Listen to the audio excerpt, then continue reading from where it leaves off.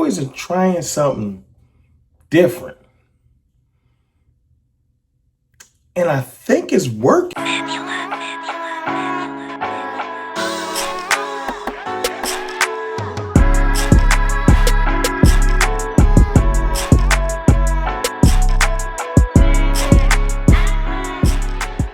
Fans to understand what Flus and I'm trying to do. Very dynamic scheme, and I'm pretty excited about it after just going through a couple installs and a couple plays with the guys.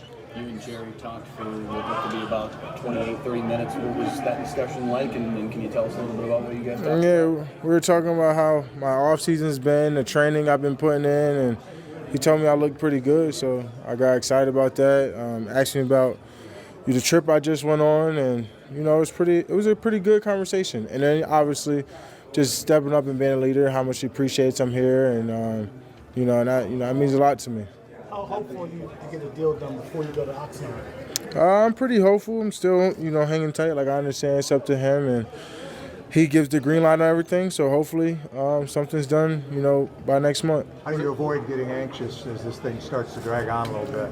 I just keep putting work in. At the end of the day, man, I still love football. I think it's still about football. I understand the business side always kind of creeps in every couple years in the football world, but I just keep it about football. What are the conversations with you and David like at this point?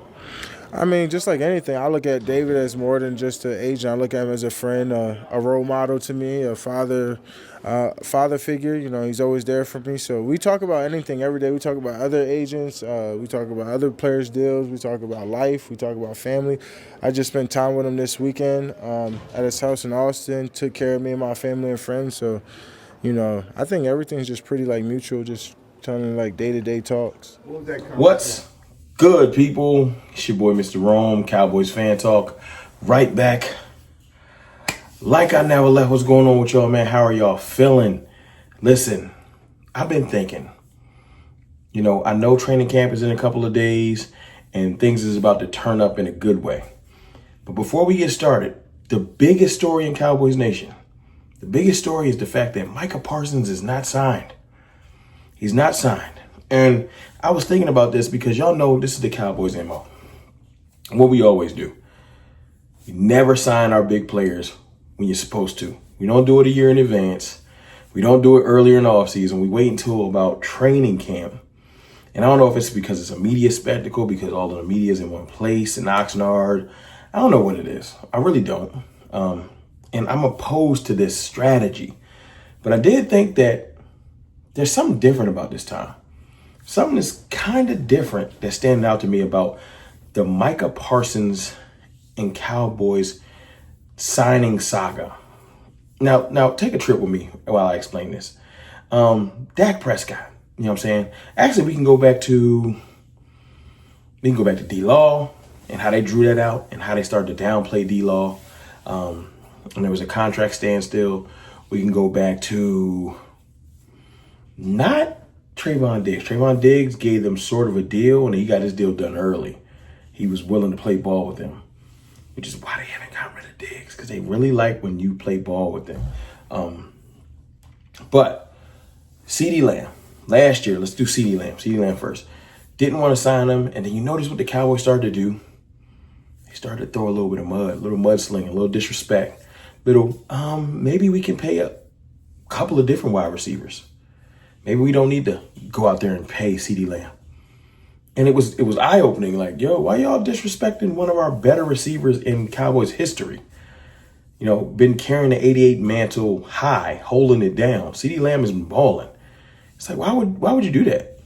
To eventually pay him. Then you got Dak Prescott.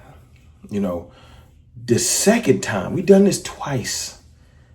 Where they start downplaying him and they start doing things like this time instead of paying him, they went ahead and traded for Trey Lance and messed up one of our 4th round picks, which is still infuriating. I still don't know what that was about.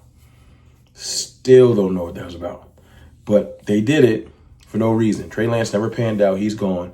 Dak Prescott, they tried to downplay him. Jerry was acting like he didn't want to pay him. It dragged out all the way to camp, all the way to game 1.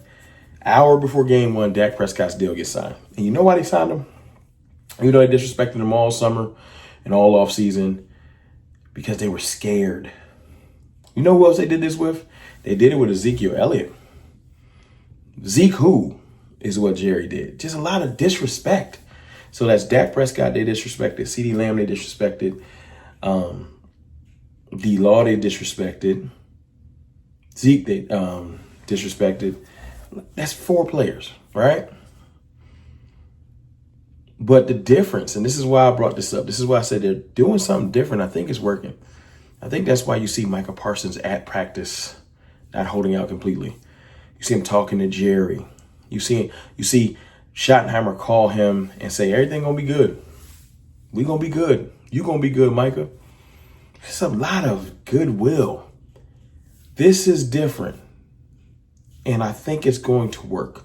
Micah's going to be at Oxnard. I haven't heard anything about him not going if he doesn't get a deal. I think he's going to stay away from the team. I think he's going to hold in. And this is relevant because camp is in a couple of days. I think at the bare minimum, Micah will be there. And y'all see Micah get itchy. He'll put a helmet on and start practicing. I really do think that the Cowboys, 100%, are handling this different. They have not I went back and looked. I can't find, and the media might have downplayed Micah. PFF downplayed Micah, trying to act like he's not the top pass rusher in the league. You got other people downplaying Micah, but the Cowboys have not went out of their way to disrespect and downplay Micah Parsons. And I think that's going to pay dividends. I think Micah's going to show up. I think a contract's going to be done in the next, I'll put it out there, 2 weeks. Maybe I'm wrong, but I think in the next 2 weeks, Micah Parsons gets the deal done. And I think the thing that's different is they didn't disrespect him. Now, the thing that's the same is they've taken forever. Could have been signed Micah Parsons. I don't know what the holdup has been or is. But if you step back and you look at it, go find the Cowboys. Go find the Stephen Jones interview with the slight disrespect. Go find the excerpt that's leaked.